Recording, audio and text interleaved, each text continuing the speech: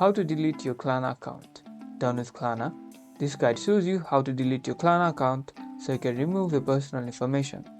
First, you must pay off any outstanding balances on your account before you can delete it. Klarna will not delete your account if you have any outstanding payments. Make sure you pay off all your purchases and fees. Once you paid off your outstanding balances, go to Profile section and go to Security and Privacy. From here, select Privacy Rights and then Delete Personal Information. Right here.